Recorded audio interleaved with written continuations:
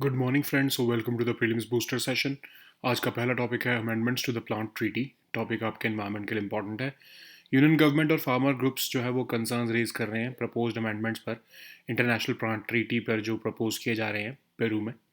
तो ये कहा जा रहा है कि इससे फार्मर्स के राइट्स जो हैं वो डाइल्यूट होंगे और इंडिया की सोवरेनिटी जो है वो अपने प्लांट जेनेटिक रिसोर्सेज पर वो भी ख़त्म हो जाएगी। तो कंसर्न्स जो हैं वो ये आ रहे हैं कि इससे इंडिया की जो सीड सोवरेनिटी है और राइट्स ऑफ फार्मर्स हैं सीड सोवरेनिटी पर, वो ख़त्म होंगे। तो ये प्लांट ट्रीटी है क्या? तो इसको अडॉप्ट किया गया था 31st session of the conference of food and agriculture organisation, United Nations की, 2001 में। ये रिकग्नाइज करती है enormous contribution of farmers to diversity of crops. एक ग्लोबल सिस्टम इस्टेब्लिश करती है कि फार्मर्स को, प्लांट ब्रीडर्स को, साइंटिस्ट को access to plant genetic materials मिले, और ये इंश्योर करती है कि रिसिपिएंट्स जिनको बेनिफिट्स मिले वो शेयर भी करें उसे आगे। ठीक है, इन्हीं जेनेटिक मटेरियल्स को। तो एक तरह से मेजर इंटरनेशनल एग्रीमेंट है बिटवीन मेंबर कंट्रीज़, जिससे कंजर्व, यूज़ और मैनेज किया जा सकता है प्लांट जेनेटिक रिसोर्सेज को। तो ये ट्रीटी इंश्योर करती है कि फार्मर्स जो हैं और प्लांट ब्रीडर्स जो हैं उनके पास एक्सेस रहे ईजीली रॉ जेनेटिक मटेरियल का, ठीक है, जो ज़रूरत होती है क्रॉप वैराइटीज़ बनाने के लिए। ये इंटरनेशनल ट्रीटी जो है पॉसिबल करती है कि प्लांट जेनेटिक रिसोर्सेज जो हैं वो उसका एक्सेस अक्रॉस द बॉर्डर्स भी शेयर होता है। ठीक है, तो ये ट्रीटी एस्टैब्लिश करती है, ऑपरेट करती है एक स्पेशल इनिशिएटिव जिसको हम बेनिफिट शेयरिंग फंड कहते हैं। तो ये फंड सपोर्ट करता है एग्रीकल्चर प्रोजेक्ट्स फार्मर्स के लिए, पब्लिक इंस्टीट्यूशंस या फिर बाकी की डेवलपिंग कंट्रीज़ में। ठीक है, तो 10th सेशन इसका ट्रीटी का चल रहा है अभी पेरू में, और इसमें कहा जा रहा है कि इंडिया और बाकी कंट्रीज़ जो हैं वो ऑब्लिगेटेड हो जाएंगी, अगर ये प्रपोज्ड अमेंडमेंट पास होती है, कि उन्हें अपने प्लांट जर्मोप्लाज्म जो है वो under standard international agreements share करने पड़ेंगे, और चाहे उनके नेशनल टर्म्स और कंडीशंस कुछ भी हों। तो इंडियन फार्मर्स ऑर्गेनाइजेशंस जो है वो पब्लिकली अपोज कर रही हैं अमेंडमेंट्स को। उनका कहना है कि इससे सारे प्लांट जेनेटिक मटेरियल बिना किसी एक्सेप्शन के अंडर इंटरनेशनल एक्सेस फ्रेमवर्क आ जाएंगे। ये कॉन्ट्राडिक्ट करती है ट्रीटी का ओरिजिनल मैंडेट। इंडिया के सोवरन राइट्स जो है अपने सीड्स पर और प्लांट वैराइटीज़ पर वो भी कॉम्प्रोमाइज़ हो जाएंगे। फार्मर्स का राइट्स है सेव, यूज़, एक्सचेंज और सेल करना सीड्स को, वो भी डाइल्यूट हो जाएगा एक globally determined material transfer system में। तो आईसीएआर जो है उन्होंने कहा है कि नेशनल इंटरेस्ट हम सेफ गार्ड रखेंगे, हम इस ट्रीटी के अमेंडमेंट्स को नहीं मानने देंगे। अपार्ट फ्रॉम दैट, केरला ने भी बोला है कि एग्रीकल्चर तो स्टेट सब्जेक्ट है, और उन्होंने कहा है कि कंसल्टेशन नहीं की गई है स्टेट गवर्नमेंट्स के साथ या फार्मर ग्रुप्स के साथ इस ट्रीटी में पार्टिसिपेट करने के अलावा। तो उन्होंने कहा है कि अगर ये अमेंडमेंट्स पास हो जाती हैं तो इससे स्टेट डाइवर्सिटी बोर्ड्स भी साइडलाइन होंगे। तो इससे सिर्फ इंडिया की सोवरेनिटी नहीं बल्कि फेडरल स्ट्रक्चर को भी अंडरमाइन किया जाएगा अगर ये अमेंडमेंट्स इंडिया एक्सेप्ट करता है। तो ये प्रपोजल जो है ये इम्पैक्ट करेंगे इंडिया की कैपेसिटी को कि वो अपने access to indigenous germplasm का जो एक्सेस है रेगुलेट कर सके। फिर इंसेंटिव जो है वो लोकल इनोवेशन पर ख़त्म होंगे। फॉरेन एंटिटीज़ के पास एक्सेस मिल जाएगा इंडिया की रिच जेनेटिक हेरिटेज का। तो इसके लॉन्ग टर्म इम्प्लीकेशंस होंगे इंडिया के बायो प्रॉस्पेक्टिंग पोटेंशियल के और इंटेलेक्चुअल प्रॉपर्टी फ्रेमवर्क्स के। नेक्स्ट हम टॉपिक देखते हैं national bio bank. Topic science and tech के लिए इंपॉर्टेंट है। Recently union minister of state जो है साइंस एंड टेक्नोलॉजी के, उन्होंने इनाग्रेट किया है state of the art phenome India national bio bank. ये नेशनल बायो बैंक जो है बैकबोन है नेशन वाइड कोहोर्ट स्टडी की, जो कि कलेक्ट कर रहा है कॉम्प्रिहेंसिव जीनोमिक, लाइफस्टाइल और क्लिनिकल डेटा 10,000 लोगों का अक्रॉस इंडिया। कैप्चर करेगा कंट्री का यूनिक डाइवर्सिटी। ठीक है, एक long term data rich study है जो ट्रैक करेगी health trajectories of individuals over several years. Help करेगी साइंटिस्ट को कि वो अनकवर कर सकें डिजीज़ पैटर्न्स को, जीन इन्वायरमेंट इंटरेक्शंस को और रिस्पॉन्स टू थेरेपीज़ को। इसको लॉन्च किया गया है अंडर फिनोम इंडिया प्रोजेक्ट। ये इनिशिएटिव अर्ली डायग्नोसिस जो है डिसीज़ का एड करेगा, उसको उसमें हेल्प करेगा, और थेरेपेटिक टारगेटिंग करने में भी हेल्प करेगा। तो ये फिनोम इंडिया प्रोजेक्ट है क्या? लॉन्च किया गया था इसको CSIR द्वारा दिसंबर 2023 में। मेन ऑब्जेक्टिव है प्रोजेक्ट का कि डेवलप किया जाए India specific prediction models cardio metabolic disease के लिए, और इंडिया का पहला ये pan India longitudinal health monitoring study है। पार्टिसिपेंट्स में 10,000 इंडिविजुअल्स हैं लगभग, प्राइमरली CSIR के एम्प्लॉयज़, पेंशनर्स और उनके स्पाउसेस हैं। ओके, नेक्स्ट हम टॉपिक देखते हैं national commission for minorities topic आपके पॉलिटिकल इंपॉर्टेंट है। नेशनल कमीशन फॉर माइनॉरिटीज़ जो है, जो माइनॉरिटी कम्युनिटीज़ के इंटरेस्ट को सिक्योर करता है, उनके हेड्स और जो मेंबर्स हैं जब से रिटायर हुए हैं तब से न्यू नहीं अपॉइंट हो पाए हैं। तो नेशनल कमीशन फॉर माइनॉरिटीज़ क्या है? स्टेचुटरी बॉडी है मिनिस्ट्री ऑफ माइनॉरिटी अफेयर्स के अंडर। 1978 में इसको एस्टैब्लिश किया गया था माइनॉरिटीज़ कमीशन के नाम पर, लेकिन 1992 में इसका एक्ट बनाकर इसको स्टेचुटरी स्टेटस मिला। तो इसको पास रिस्पॉन्सिबिलिटी है interest of minority communities of India को सेफ गार्ड करने की। यह रिस्पॉन्सिबल है एडवाइस करने के लिए सेंट्रल और स्टेट गवर्नमेंट्स को on matters related to welfare and development of minority communities in India. तो 6 माइनॉरिटी कम्युनिटीज़ हैं इंडिया में, पहले 5 होती थी, मुस्लिम्स, क्रिश्चियंस, सिख्स, बुद्धिस्ट और पारसीज, लेकिन 2014 के बाद जैन्स को भी इसमें ऐड कर दिया गया है। तो ये जो 6 रिलीजियस माइनॉरिटीज़ हैं, इनकी अगर हम टोटल अब पॉपुलेशन देखें तो लगभग 20% ऑफ जो है इंडिया की पॉपुलेशन हो चुकी है। तो जो कमीशन है इसमें चेयरपर्सन होते हैं, एक वाइस चेयरपर्सन होते हैं, 5 मेंबर्स होते हैं जो कि नॉमिनेटेड बाय होते हैं सेंट्रल गवर्नमेंट, और ये सब जो है अमंग्स माइनॉरिटी कम्युनिटी ही होते हैं। अब ये 3 साल तक के लिए ऑफिस होल्ड करते हैं। फंक्शंस क्या हैं कमीशन के? इवेल्युएट करना प्रोग्रेस को, डेवलपमेंट को of minorities under the union and states, recommendations देना, स्पेसिफिक कंप्लेंट्स को देखना, स्टडीज़, रिसर्च और एनालिसिस करना, issues related to socio economic and educational development of minorities पर। ओके, नेक्स्ट हम टॉपिक देखते हैं एटॉमिक एनर्जी रेगुलेटरी बोर्ड। ये टॉपिक आपके साइंस एंड टेक के लिए इंपॉर्टेंट है। तो इंडिया का जो न्यूक्लियर रेगुलेटर है एटॉमिक एनर्जी रेगुलेटरी बोर्ड, इसने रिसेंटली ग्रांट किया operation licence for 2 indigenously developed 700 megawatt pressurised heavy water reactors at Kakrapar atomic power station, Gujarat में। तो एटॉमिक एनर्जी रेगुलेटरी बोर्ड क्या है? इंडिया का premier regulatory authority for nuclear and radiation safety. Atomic energy act के through इसको powers मिलती हैं, और atomic energy act and environment protection act दोनों को ही ये पावर्स लेता है एक्चुअली। ठीक है, मिशन क्या है इसका? यूज़ इंश्योर करना कि जो यूज़ हो रहा है आयोनाइजिंग रेडिएशन का और न्यूक्लियर एनर्जी का, वो कोई अनड्यू रिस्क ना दे ह्यूमन हेल्थ को। ठीक है, इसके पास पावर है कि अथॉरिटी है कि ये एडमिनिस्टर करता है provisions of factories act also, industrial safety acts also, जो भी डिपार्टमेंट ऑफ एटॉमिक एनर्जी के यूनिट्स हैं। हेडक्वार्टर इसका मुंबई में है। बोर्ड जो होता है इसका, इसमें 6 मेंबर्स होते हैं। बोर्ड जो है रिस्पॉन्सिबल होता है एटॉमिक एनर्जी कमीशन को। AERB जो है एक सेफ्टी रिसर्च इंस्टीट्यूशन का एक AERB के पास एक सेफ्टी रिसर्च इंस्टीट्यूट भी है कलपक्कम, तमिलनाडु में। AERB का जो लाइसेंस है वो मैंडेटरी होता है उन एंटिटीज़ के लिए जो आयोनाइजिंग रेडिएशन या न्यूक्लियर एनर्जी में काम कर रही हैं। नेक्स्ट हम टॉपिक देखते हैं AIR लोरा। ये टॉपिक आपके सिक्योरिटी के लिए इंपॉर्टेंट है। तो इंडियन एयरफोर्स जो है वो कंसिडर कर रहा है कि एक्वायर करे AIR लोरा, जो कि एक advanced air launched ballistic missile है, जिसको इसराइल एरोस्पेस इंडस्ट्रीज़ ने बनाया है। Short range air to ground missile है स्ट्राइक मिशंस के लिए against high value well protected targets जैसे command centres, air force bases, infrastructure, naval vessels, dense littoral environments में। पेलोड कैपेसिटी इसकी 600 किलो तक की है। फायर और फॉरगेट मिसाइल सिस्टम है जो ऑटोनॉमसली फंक्शन करता है आफ्टर लॉन्च। इसको गाइडेंस की ज़रूरत नहीं होती जब इसको एक बार लॉन्च कर देते हैं एयरक्राफ्ट से। तो 400 किलोमीटर तक की रेंज है, और सुपरसोनिक स्पीड की वजह से और ये कॉम्बैट प्रूवन है। GNSS एंटी जैमिंग सिस्टम भी है इसमें। ओके, नेक्स्ट हम टॉपिक देखते हैं wild life institute of India. ये टॉपिक आपके इन्वायरमेंट के लिए इंपॉर्टेंट है। एक डिटेल्ड रिव्यू किया गया है wild life institute of India द्वारा, जिसमें कहा गया है कि scientific infrastructure based on community driven measures की ज़रूरत है ecological management of Andhra Pradesh के वाइल्ड लाइफ सेंचुरीज़ के लिए। तो wild life institute of India क्या है? एक ऑटोनॉमस इंस्टीट्यूशन 1982 में इस्टेब्लिश किया गया under ministry of environment. Located है ये देहरादून, उत्तराखंड में। एक्टिवली एंगेज होता है रिसर्च में across the breadth of country on biodiversity related issues. Build up करता है scientific knowledge on wildlife resources. Institute carry करता है research work in the fields of study, जिसमें कि biodiversity, policy related to wildlife आता है, endangered species आता है, वाइल्ड लाइफ मैनेजमेंट आता है। बोर्ड को चेयर जो है वो यूनियन मिनिस्टर ही करते हैं। ओके, नेक्स्ट हम टॉपिक देखते हैं सीन रिवर। ये टॉपिक आपके इन्वायरमेंट के लिए, इंटरनेशनल रिलेशंस दोनों के लिए इंपॉर्टेंट है। तो स्विमर्स जो हैं वो वापस आ चुके हैं रिवर सीन में।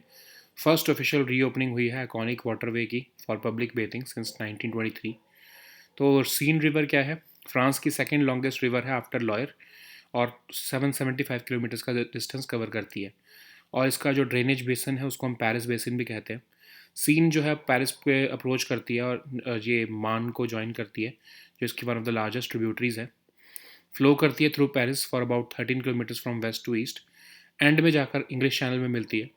Most of the river basin जो है वो परमिएबल रॉक से बना है। अबाउट 62% ऑफ द बेसिन जो है वो एग्रीकल्चर के लिए यूज़ होता है, और one of the Europe's great historic rivers है ये।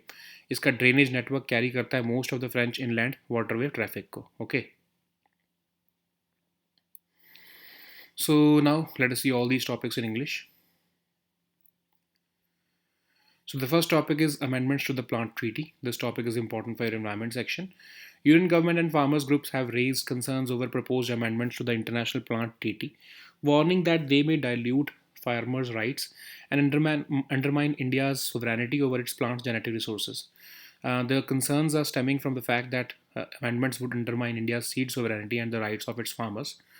What is this plant treaty? It was adopted by the 31st session of the Conference of the Food and Agriculture Organization of the UN in 2011. 2001. So this treaty aimed to recognize the enormous contribution of farmers to the diversity of crops that feed the world.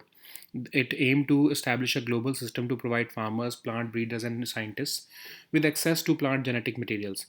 It also aimed to ensure that recipients share benefits they derive from the use of these genetic materials.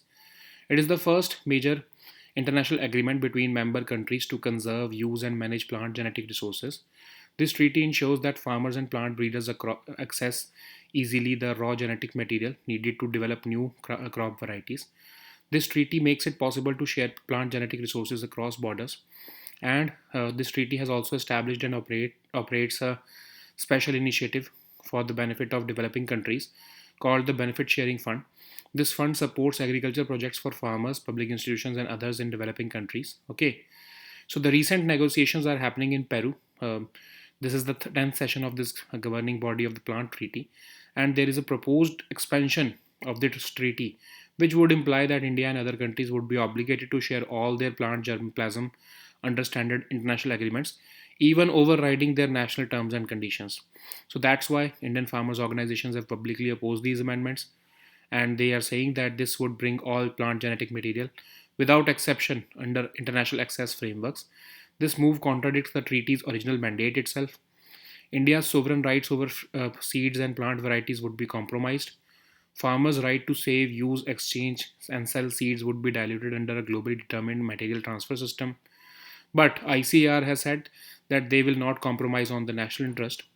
Even the state of Kerala has emphasized that agriculture is a state subject, and they are saying that these amendments would also sideline state biodiversity boards. So this would risk undermining India's federal structure also in agriculture policy making. So the proposal to include all the plant treaty in the MLS system could impact India's capacity to regulate access to indigenous germplasm. It will also facilitate foreign entities access to India's rich genetic heritage without proportionate benefit sharing. It would reduce incentives for local innovation in seed conservation and development. So there will be long-term implications for India's bioprospecting potential and intellectual property frameworks. So the next topic is National Biobank. This topic is important for your science and tech section. Recently, Union Minister of State for Science and Technology has inaugurated the state-of-the-art Phenom India's National Biobank at the CSIR Institute of Genomics and Integrative Biology. What is National Biobank? It will serve as the backbone of the nationwide cohort study, which is collecting comprehensive genomic, lifestyle, and clinical data from 10,000 individuals across India. It is tailored to capture country's unique diversity. So it is designed to be a long-term data-rich study tracking the health trajectories of individuals over several years. It will help scientists to uncover disease patterns, gene-environment interactions, and response to therapies, all within the Indian context. It is launched under the Phenom India project. Researchers believe that this initiative will aid early diagnosis, improve therapeutic targeting. So what is Phenom India project? This initiative was launched by the CSIR in December 2023. The main objective of this project is to develop India-specific risk prediction models for cardiometabolic diseases, including diabetes, liver disease, and cardiac diseases. It is India's first ever pan-India longitudinal health monitoring study focused specifically on cardio metabolic health. The participants include around 10,000 individuals, primarily CSIR employees, pensioners, and their spouses from across 17 states and 24 cities. Okay. So the next topic is National Commission for Minorities. This topic is important for your polity section. So National Commission for Minorities has set up with the vision was set up with the vision to safeguard and protect the interests of minority communities in India, but it is awaiting the appointment of a head and member since their retirement in April 2025. So this National Commission for Minorities is a statutory body under the Ministry of Minority Affairs. So in January 1978, government had set up this Minorities Commission. With the enactment of the National Commission for Minorities Act of 1992, it became a statutory body. It is entrusted with the responsibility to safeguard the interests of the minority communities in India. It is responsible for advising the central and state governments on matters related to the welfare and development of minority communities in India.